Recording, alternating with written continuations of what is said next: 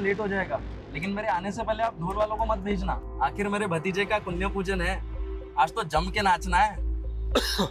Okay भैया, बस पहुंच रहा हूँ।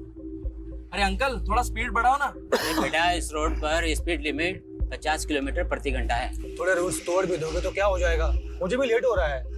रूल होता है, क्यों बेचारे पे दबाव डाल रहे हो?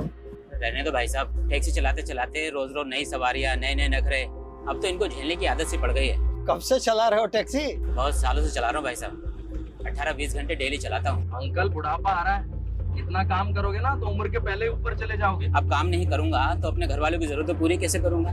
और रही बात ऊपर जाने की, तो एक दिन सबको ही जाना है।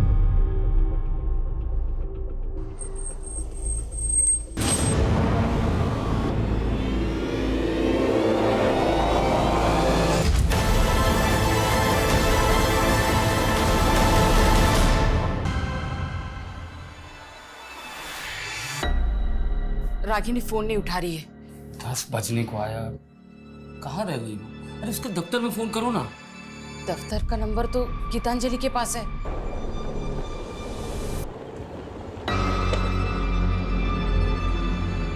बाय। हेलो, रागिनी तुम्हारे साथ है? मेरे साथ क्यों होगी वो? वो दफ्तर से अभी तक घर नहीं आई, एक बार उसके दफ्तर में फोन करके पूछना। ठीक है।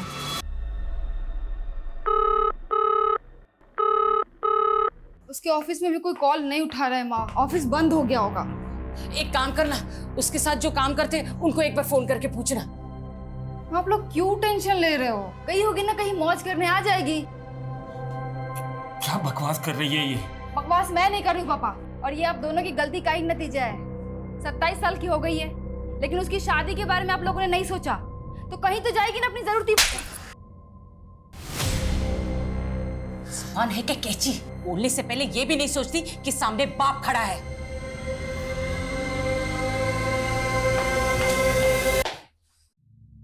ये तो पहले ही हाथ से निकल चुकी है, अब छोटी की सोच। मैं जाता हूँ उसे ढूंढने। अरे आप कहाँ जाएंगे? वैसे ही आपकी तबीयत ठीक नहीं रहती। आप रुकिए, मैं जाती हूँ, आप रुकिए। अरे बेटी घर वापस नहीं आए, मैं यूं हाथ में हाथ धरे बैठे नहीं रह सकता। हटो। सुनिए पापा सॉरी, वो मैं कुछ ज्यादा ही बोल गई। चलिए मैं चलती हूँ आपके साथ।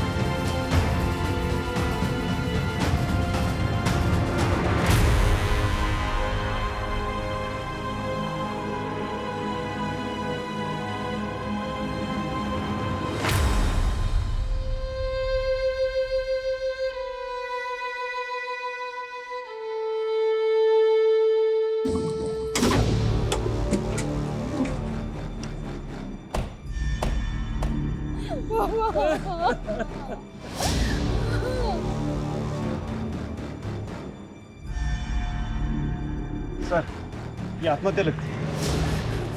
आत्महत्या नहीं कर सकती है मेरी बेटी। संभालिए अपने। कल रात हमने इन्हें सब कुछ बताया था, इन्होंने कुछ नहीं किया। और इनकी लापरवाही का नतीजा है सर कि मेरी बहन की हालत हुई है। आप लोग पीछे हटिए, आप लोग पीछे हटिए। मिर्दास रोड से एक चौंका देने वाली खबर सामने आई है।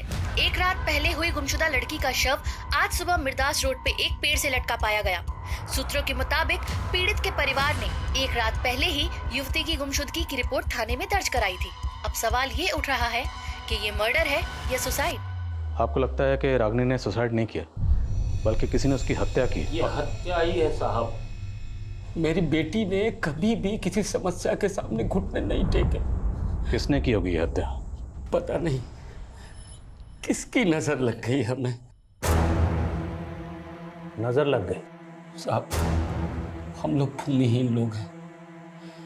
3 साल पहले रागिनी की यहाँ नौकरी लगी थी और 1 साल पहले बहुत मेहनत कर उसने बैंक से कर्ज लेकर ये घर बनाया। आप भी देखिए सारे सपने कैसे टूट गए।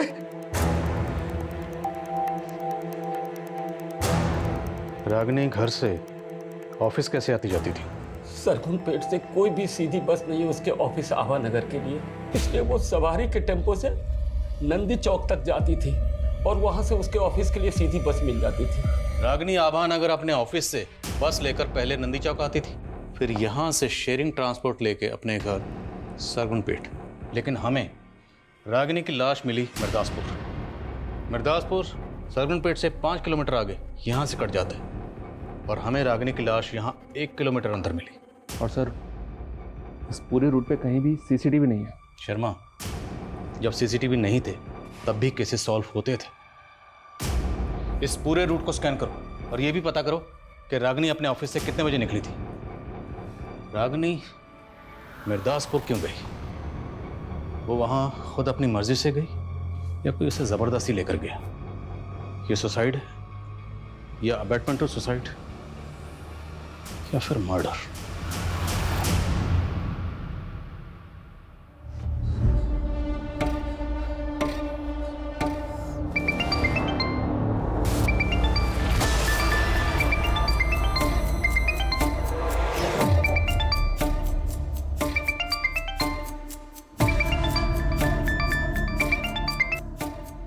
मुझे तुमसे कोई बात नहीं करनी है। वो फोन कट मत करना। तुम्हें पता है ना मैंने रागिनी के लिए तुम्हें फोन किया। क्यों? उसकी किस्मत तो तुम ही लिख रहे थे ना, तो मुझसे क्या पूछ रहे हो? किस्मत तो मैं तुम्हारी भी लिखना चाहता। मेरी किस्मत तुम बहुत पहले ही खराब कर चुके हो। और तुम ही हो ना पनौती हम दोनों बहनों के बीच में। मेरी जिंदगी तो बर्बाद कर दी और क्या पता रागिनी को भी अपने प्यार के चक्कर में फंसा लिया हो। बकवास बंद करो गीतांजलि। बकवास आदमी तो तुम हो। अगर मेरा बस चलता ना तो तुम्हें मार के लटका देती मैं, समझे तुम?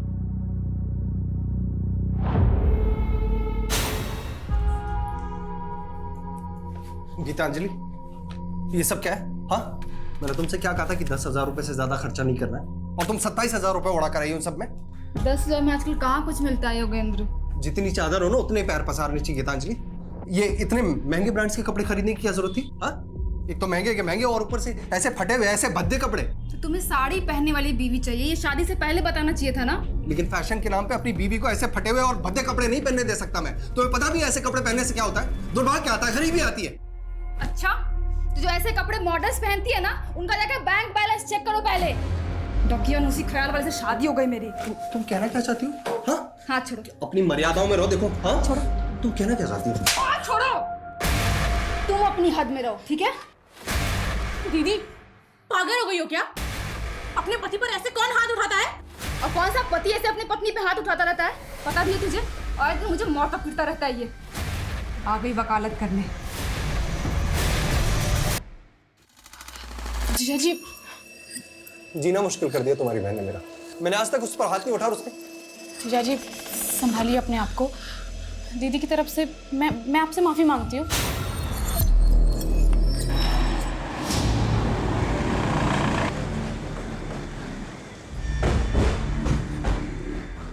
सर मैं मान ही नहीं सकता कि रागिनी सुसाइड कर सकती है। मैं उसे तब से जानता हूँ जब उसने 3 साल पहले यहाँ ज्वाइन किया था। लोग उसका मजाक भी बनाते तो वो कभी गिव अप नहीं करती थी सर। लोग उसका मजाक बनाते थे? ये अभी की बात नहीं है, वो 3 साल पुरानी बात है सर, जब उसने एज एन इंटर्न ज्वाइन किया था यहाँ पर। Excuse me ma'am, I prepare this report. I prepare नहीं, I have prepared this report होता है। वो पहले विजिता मैम की असिस्टेंट थी, लेकिन रागिनी ने अपनी लगन से ऐसा काम किया 6 महीने पहले ही विजिता मैम क्या हम सबकी बॉस बन गई। कल ही रागिनी का इंक्रीमेंट हुआ था सर। वो बहुत खुश थी। ऐसा हो ही नहीं सकता कि वो सुसाइड कर ले। क्या कोई ऐसा है जो उसकी तरक्की से जलता था? नो आइडिया सर, लेकिन लगता था वो अपनी पर्सनल लाइफ में थोड़ी डिस्टर्ब थी। तुम उसकी पर्सनल लाइफ के बारे में क्या जानती हो? नॉट मच सर, लेकिन इस बारे में आपको अरविंद काफ़ी कुछ बता सकता है। वो मैडम, रागिनी मैडम और अरविंद सर दोनों साथ में एक ही बस में आते थे और एक ही बस में जाते थे। कुछ शाम भी वो दोनों लोग एक ही साथ वापस गए थे। बस कौन सी थी? बस का नंबर बोलिए। मैडम बस का नंबर तो नहीं मालूम, लेकिन बस रोज शाम को 5 बजे ऑफिस के सामने से निकलती थी।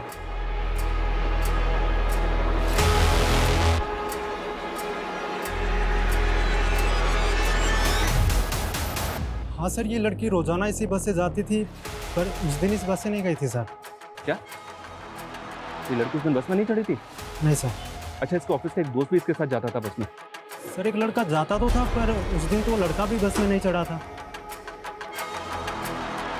कहीं ऐसा तो नहीं रागिनी उस दिन अरविंद के साथ कहीं गई थी? पता करो अरविंद का, थाने बुलाओ उसे। ओके सर, मैं नहीं जानता रागिनी के साथ उस रात क्या हुआ। रागिनी और तुम दोनों एक साथ उस बस में जाते थे, लेकिन उस दिन तुम दोनों ही उस बस में नहीं चढ़े। बोल, रागिनी को लेकर कहाँ गया था? सर, मुझे किसी काम से विदिशा जाना था। मैंने वो बस पकड़ी नहीं, लेकिन रागिनी उसी बस से गई थी। सॉरी यार, मैं आज तुम्हें बस में कंपनी नहीं दे पाऊंगा। तो क्या हुआ यार, कोई बात नहीं, मैं चली जाऊँ। लेकिन ड्राइवर तो बोल रहा है कि रागिनी उस बस में चढ़ी ही नहीं। तुमने खुद देखा था रागिनी को चढ़ते हुए? सर देखा तो नहीं था, लेकिन हम रोज उसी बस से जाते थे। ये बस वाला झूठ तो नहीं बोल रहा, क्योंकि रागिनी नंदी चौक से बस में चढ़ती थी। बस स्टॉप पे पता करते हैं, क्या रागिनी को किसी ने बस में चढ़ते हुए देखा था? और बस की बाकी सवारी से बात करनी होगी।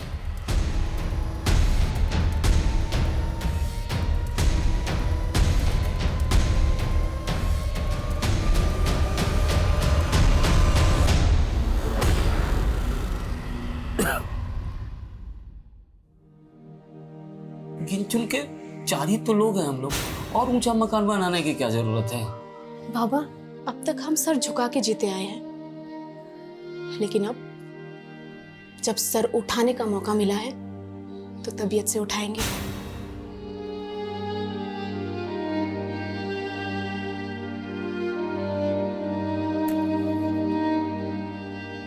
अगर आपने दोबारा बीड़ी पीना तो मैं सच में आपसे बात नहीं करूंगी।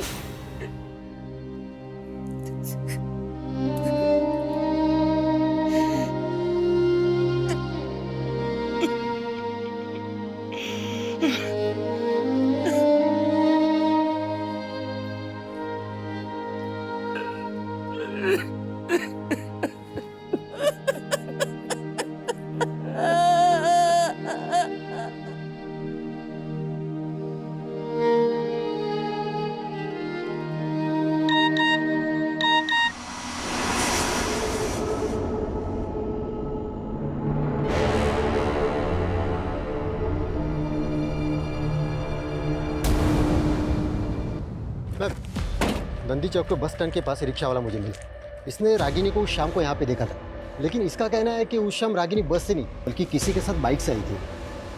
क्या देखा था आपने? उस दिन शाम को बाइक से देखा था और एक लड़की के साथ। वो हेलमेट पहना हुआ था। ये लड़का था? ये तो खुद उनके साथ आता था बस से, वो कोई और था। गाड़ी का नंबर? नंबर मुझे नहीं पता, लेकिन लाल कलर का बाइक था। क्या टाइम हो रहा होगा सर? करीबन 6 या 7 बज रहा था। मैम यहाँ आसपास कोई सीसीटीवी भी नहीं है। अरे कुछ तो होगा, आगे पीछे आसपास कहीं ना कहीं चेक करो। अब आगे एक पेट्रोल पंप है ना जी, वहाँ जाके चेक करो, हो सकता है उनके सीसीटीवी से पता चले कि रागिनी किस बाइक से आई थी।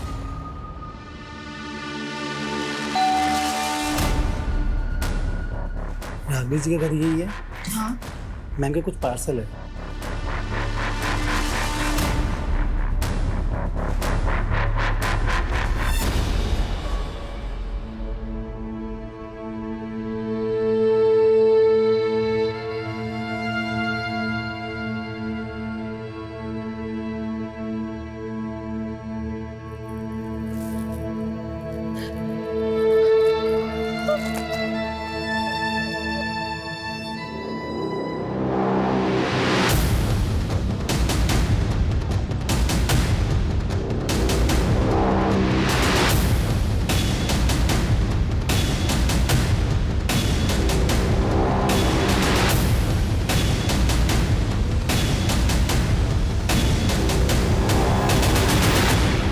का तो कुछ पता नहीं चला है सर, लेकिन उस शाम को रागिनी नंदी चौक के पेट्रोल पंप के एक सीसीटीवी फुटेज में कैप्चर हुई थी। वो शाम को तकरीबन 7 बजे एक कैब में बैठी हुई दिखी। ये देखिए। इसकी कैब है। अब बिना वक्त गवाए ये बता दे कि लड़की को क्यों मारा। बोल। साहब मैं मानता हूँ वो लड़की मेरी टैक्सी में बैठी थी। ये बोल, लड़की को लेकर गया कहाँ था? साहब मुझे कुछ नहीं पता, मैं शहरी टैक्सी चलाता हूँ, कौन कहाँ पे उतरता है याद नहीं मुझे। कोई बात, हम याद दिलाएंगे। याद दिला जरा से। साहब साहब साहब साहब मुझे याद आ रहा है साहब। सर मैंने उस लड़की को ना मिर्दास रोड पे छोड़ा था साहब।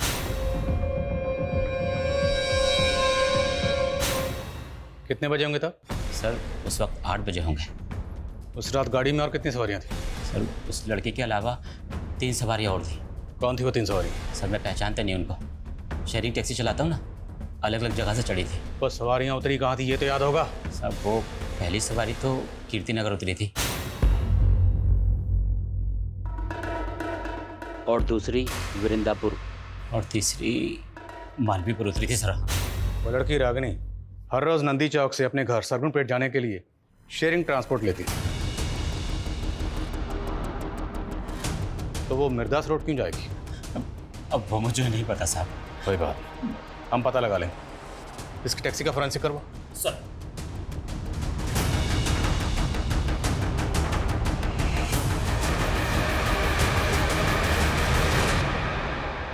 निमिष, तुम्हारी टैक्सी में ई वॉलेट बारकोड है ना? हाँ साहब है।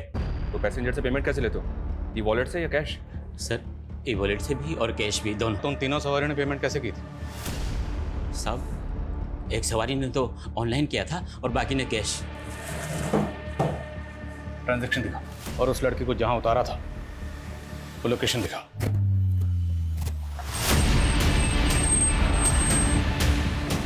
चलो उतरो। हाँ साहब यही वो जगह है, यही उतारा था मैंने उस लड़की को।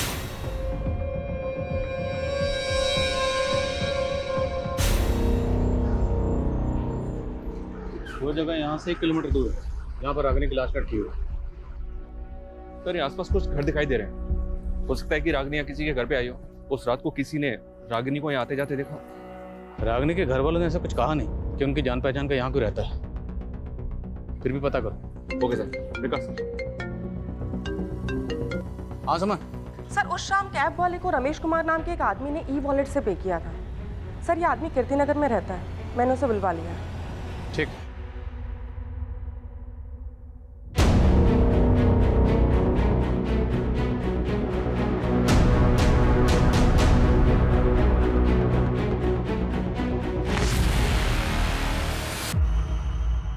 हाँ सर, कल ये कैब में थी, पिछली सीट पे बैठी हुई थी। तुमने इस लड़की के साथ कहाँ तक ट्रैवल किया था? शायद मिर्दास रोड। इस लड़की, तुम्हारे और टैक्सी ड्राइवर के अलावा टैक्सी में और कितने लोग थे? सर 2 जन और थे। एक अंकल थे, बहुत बुजुर्ग, बार बार खांस रहे थे, और सर एक लड़का था यंग। कौन थे वो दोनों, जानते हो? नहीं सर, मैं नहीं जानता। वो दोनों एक दूसरे को जानते? सर ऐसा देख के तो नहीं लगा, पर वो लड़का बहुत जल्दी में था सर, उसे किसी फंक्शन में जाने के लिए बोल रहा था। आखिर मेरे भतीजे का पुण्य पूजन है, आज तो जम के नाचना है। कैब ड्राइवर ने बताया कि वो जो लड़का मालवीपुर में उतरा था, उसे वहाँ किसी कुआं पूजन में जाना था। मालवीपुर में जितने भी बैंक्वेट हॉल, पार्टी हॉल हैं, सब जगह पता करो कि वो कुआं पूजन फंक्शन कहाँ था। शर्मा, किसी भी तरह से उस लड़के को ढूंढो, क्योंकि हो सकता है उस लड़के से हमें पता चले कि उस रात रागिनी के साथ क्या हुआ था। सर मिर्दासपुर में भी इंक्वायरी चालू है, लेकिन अभी तक कोई भी ऐसा विटनेस नहीं मिला है जिसने रागिनी को उस रात वहाँ किसी के साथ देखा।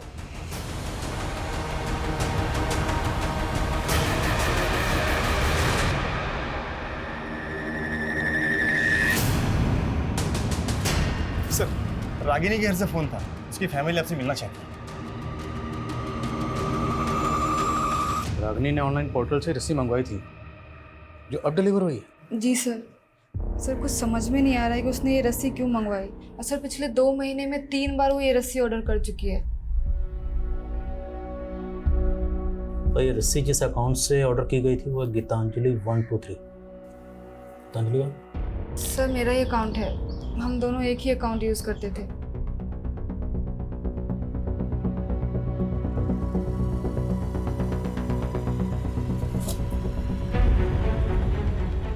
ये ठीक वैसी रस्सी है जिस रस्सी पर रागिनी की लाश लटकी हुई थी।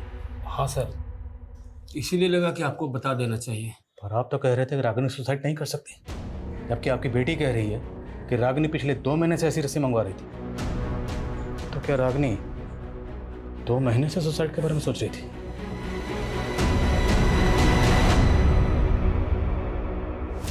सर अब तो मुझे फैमिली वालों पे ही डाउट हो रहा है। कहीं ऐसा तो नहीं कि उन्हें पता हो रागिनी ने किस वजह से सुसाइड किया है और वो हमें गोल गोल घुमा रहे हैं। अगर घर वाले वाकई कुछ छुपा रहे हैं तो फिर इस केस की कहानी कुछ और है। क्या ऐसा हो सकता है सर कि रागिनी के घर वाले पिछले 2 महीने से रागिनी को मारने की प्लानिंग कर रहे थे? ऑनलाइन रस्सी मंगाना उनकी प्लानिंग का हिस्सा हो? सर रस्सी उसकी बड़ी बहन के अकाउंट से मंगाई गई है। ऐसा हो सकता है कि घर पे उसका मर्डर किया गया और लाश ले जाकर बाहर लटका दी ताकि वो लोग ना फंसे। और सर हमें मर्डर और सुसाइड में उलझा रहे हैं। उस घर का पूरा खर्चा सिर्फ और सिर्फ रागिनी के पैसों से चलता था। अब सवाल ये है कि वो सोने के अंडे देने वाली मुर्गी को क्यों मारेंगे? शायद ऑनर किलिंग वाला एंगल हो सकता है कि रागिनी को कोई ऐसा लड़का पसंद आ गया हो जिसे उसके घर वाले ना पसंद करते। देखो अरविंद रागिनी के काफ़ी क्लोज था, पर वो ये नहीं मान रहा कि उसका रागिनी के साथ अफेयर भी था। तो क्या ये मुमकिन है कि रागिनी किसी और लड़के को मिलने के लिए मिर्दासपुर गई? लेकिन सर मिर्दासपुर में कुछ नहीं मिल रहा है। रागिनी के सोशल मीडिया अकाउंट्स चेक करो, क्योंकि इस रस्सी ने इस केस को और भी उलझा दिया है। लेकिन रागिनी की मौत का इस रस्सी से कोई तो राज जुड़ा है।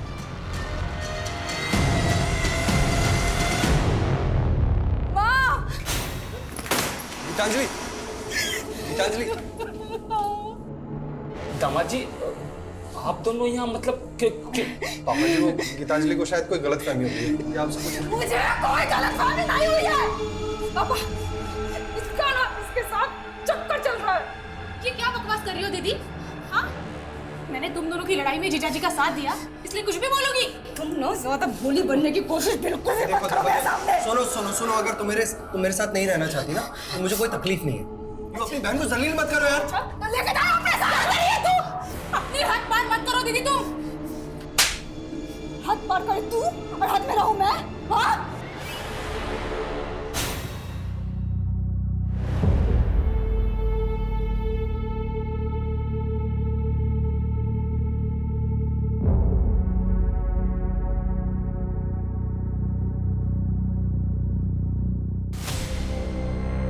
गीतांजलि, कहीं तू हमसे कुछ छुपा तो नहीं रही है ना? रागिनी हमेशा तेरे और दामाद जी के झगड़ों के बीच में पीसती रही, कहीं इस बार भी? इस तो मैं रही थी माँ उन दोनों के बीच में। और अगर आपको अपनी इज्जत की परवाह नहीं है ना तो जाके पुलिस को बता दीजिए कि उसका चक्कर चल रहा था मेरे पति के साथ। मैं भी यही चाहती हूँ कि पुलिस उसको उठा के लेके जाए, उसको भी कूटे।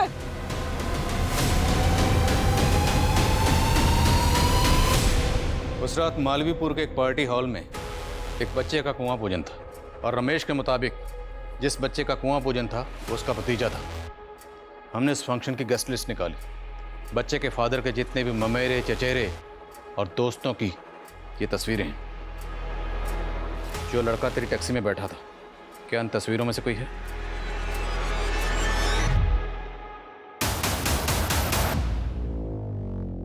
सर वो लड़की मालवीपुर के पहले ही कहीं उतर गई थी।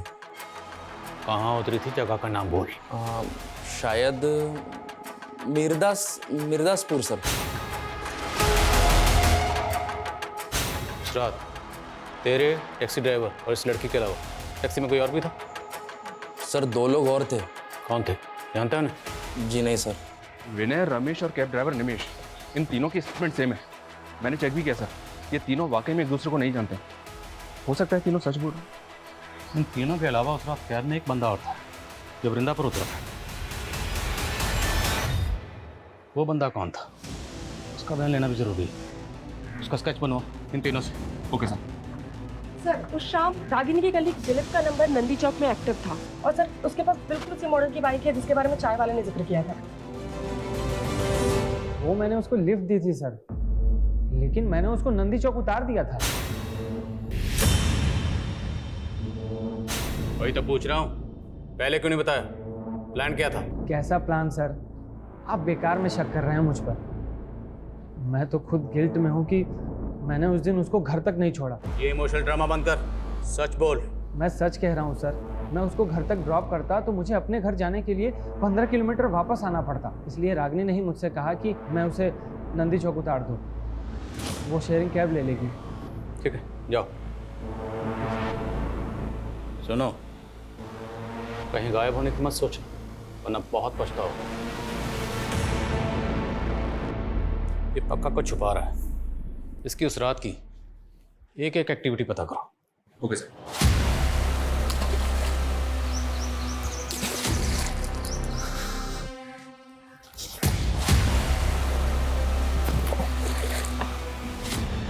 सर, रागिनी की डिटेल पोस्टमार्टम रिपोर्ट। उसकी मौत फांसी लगने से ही हुई है और मौत से पहले उसके साथ गैंगरेप भी किया गया। गैंगरेप?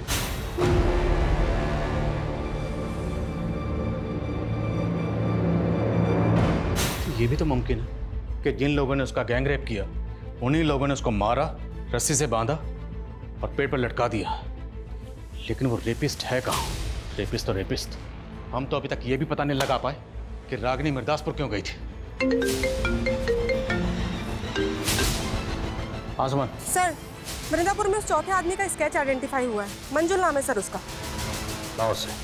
हाँ सर, वो लड़की थी उस कैब में और मिर्दासपुर उतरी थी। उस लड़की का गैंगरेप हुआ था और फिर मर्डर। अगर कुछ भी जानते हो तो बता दो। सर, मेरे बच्ची जैसी है वो। मैं खुद हैरान था कि इतनी रात को वो उतरी क्यों।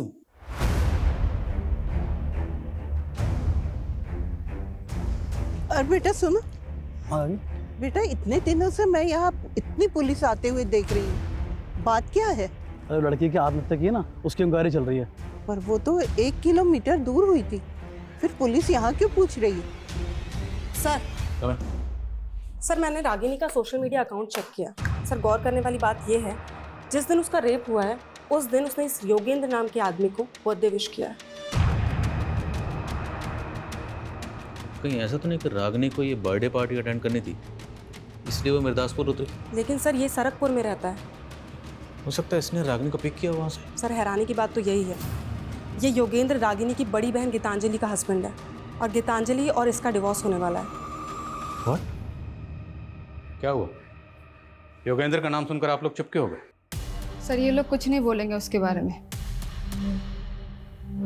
मतलब कहना क्या चाहती हैं आप? सर, वो मुझे डिवोर्स देके मेरी बहन रागिनी से शादी करना चाहता था। रागिनी भी उससे शादी करना चाहती थी? सर, रागिनी तो उसके सामने मुझे ही गलत समझती थी, कभी उसकी असली इंटेंशन नहीं समझ पाई। सर, 1 नंबर का वाहियात आदमी है वो। मुझसे पहले उसने एक जानवर से भी शादी की थी सर। जानवर? दिमाग खिसका हुआ है सर उसका।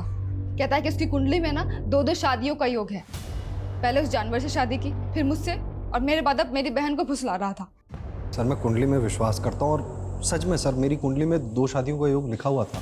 तेरा राहु केतु सब बिगाड़ दूंगा, समझा? बोल, किस किस के साथ मिलकर रागिनी का गैंगरेप किया? सर, कैसी बातें कर रहे हैं सर आप? मैं ऐसे चरित्र का आदमी नहीं हूँ सर। और रागिनी तो खुद जानती थी अपनी बहन के बारे में। अब रागिनी तो रही नहीं और तेरी कथा सुनने में हमें कोई दिलचस्पी नहीं, समझे? टाइम वेस्ट मत कर, बोल।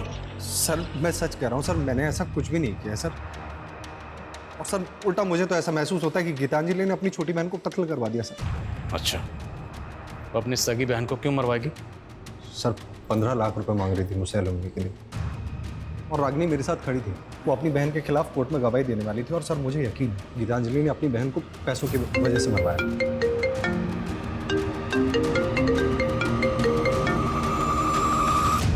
बोलो।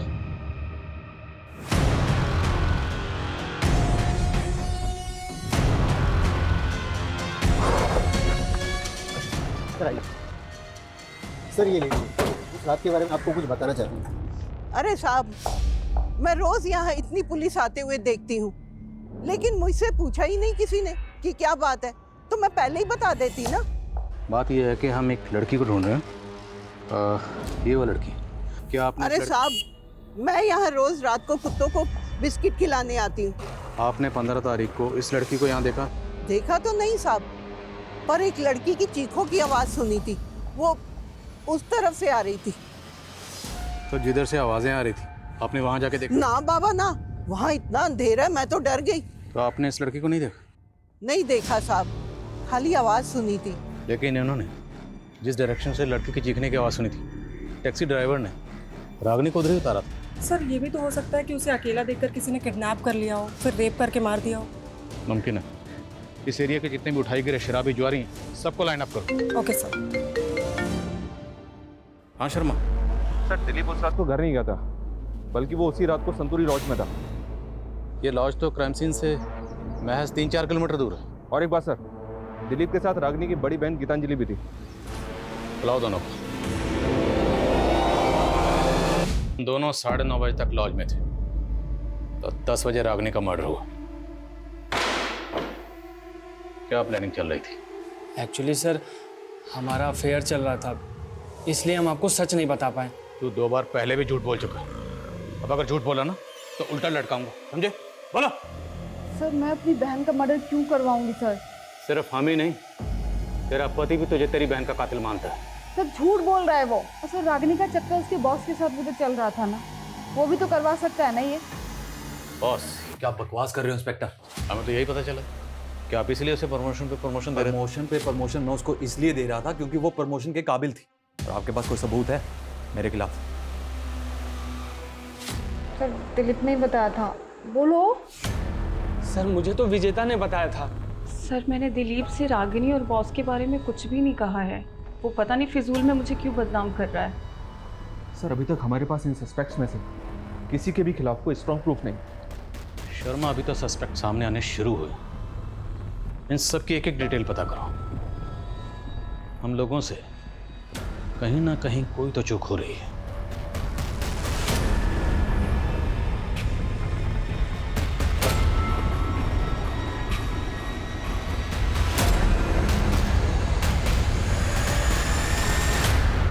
रागिनी, तुम्हारी कुंडली देखकर तो ऐसा लगता है कि तुम कोई ना कोई बड़ा मैराकल करने वाली हो, लेकिन एक दोष है और वही तुम्हारी समस्याओं का कारण है। कैसा दोष? बड़ा भारी दोष है। सर हमने इन तीनों की बारीक से बारीक डिटेल निकाली है। निमेश के बारे में कुछ बातें पता चली है। कैसी बात है? ये वर्कहॉलिक है सर, 3-3 शिफ्ट में टैक्सी चलाता था, लेकिन उस रात के बाद से ना तो इसने टैक्सी चलाई है और ना ही अपने मोहल्ले के बाहर निकला है। डरा हुआ है क्या? पता नहीं सर। और ये रमेश, ये भी ऑफिस नहीं गया था और ना ही विनय कॉलेज। ये तीनों के तीनों एक ही बयान दे रहे हैं। अब ये सच बोल रहे हैं या झूठ, ये पता लगाने का वक्त आ गया। साहब मैंने कुछ नहीं किया, मेरी तबीयत खराब थी साहब। दिमाग खराब मत कर, तेरी टांगे तोड़ दूंगा, समझे? रमेश, मंजुल और विनय सब बोल चुके हैं, तू बोल।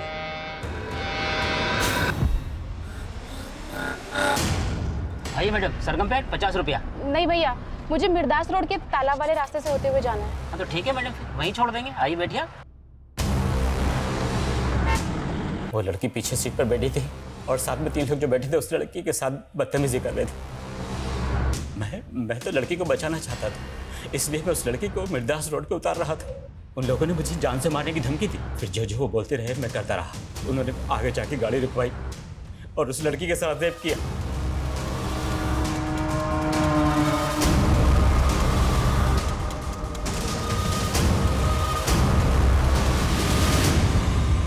मैंने कुछ नहीं किया साहब।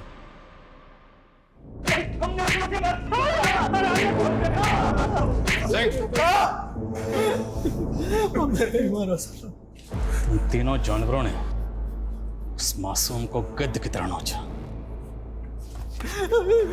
तो तेरी तो बेटे की उम्र की थी। रेप ही नहीं किया बल्कि तुम मार दिया। नहीं, हमने कुछ नहीं किया साहब, हमने तो उसको जिंदा छोड़ दिया था। हाँ सर, निवेश ने हमें उसके बाद हमारे घर छोड़ दिया था। सर हम वहां से गए तो वो जिंदा थी। सर सच में हमने उसे नहीं मारा। तुम्हें 7 मंगलवार ऐसे ही पानी में रस्सी को बहाना और फिर देखना तुम्हारी समस्या कैसे खत्म होती है। ये काला धागा, इसे हमेशा अपने हाथ में बांधे रखना है ना।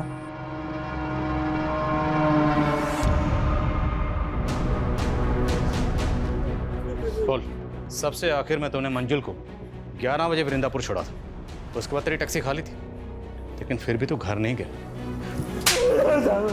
घर गया सुबह, कहाँ था रात भर? बोल। बोल वरना रेप और मर्डर के चार्जेस लगाऊंगा तुझ पर। नहीं साहब, नहीं साहब, मैंने पहले रेप नहीं किया, पर वो लड़की मेरे दिमाग में बार बार घूम रही थी।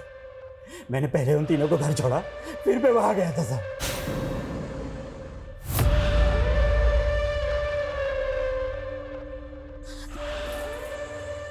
प्लीज मुझे मेरे घर छोड़ दीजिए। मुझे अंदर जाना है क्या?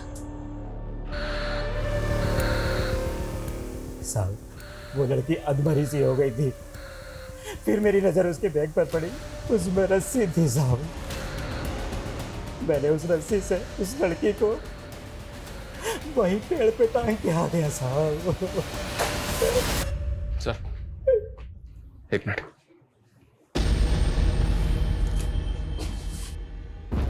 सर, इस क्राइम का मोटिव कुछ और ही है। मैं उसे सबक सिखाना चाहता था। मुझे पता था वो रोज इस शेयरिंग टैक्सी से आना जाना करती है, इसीलिए मैंने प्लान बनाया। मैं और विनय अलग अलग जगह से चढ़े, लेकिन हम जब गाड़ी में चढ़े वो बैठी भी नहीं थी। लेकिन उसने जब मुझे देखा, पड़ोसी है, सोचा होगा सेफ रहेगी, इसलिए गाड़ी में बैठ गई। मैंने छेड़खानी शुरू कर दी। मैंने सामने बैठे वाले रमेश का मिजाज भी पढ़ लिया था।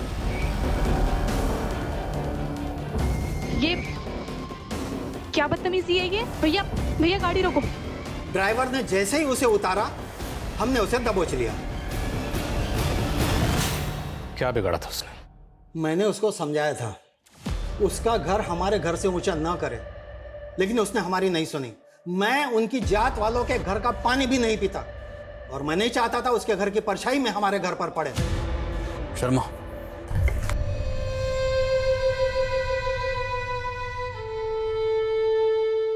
सर, मैंने सुना है कि छोटे गांव कस्बों में लोग भेदभाव के चलते हुए बड़े बड़े गुनाह करते हैं, लेकिन रागिनी के साथ जो हुआ बहुत ही दर्दनाक था। वो लोग रागिनी को छोटा समझते थे। दरअसल छोटी रागिनी नहीं, छोटे थे वो लोग, उनकी सोच, जिन्होंने रागिनी को सिर्फ इसलिए मार दिया ताकि रागिनी के घर की परछाई उनके घर पर ना पड़े। सिर्फ इसलिए एक मासूम की जान ले ली उन लोगों ने, जबकि उनकी खुद की परछाई उनसे शर्म खाती हो। जो लोग दूसरों को भेदभाव की नजर से देखते हैं, दरअसल समाज में वो विकृति पैदा करते हैं, और ऐसे ही लोग देश में अराजकता का माहौल पैदा करते हैं।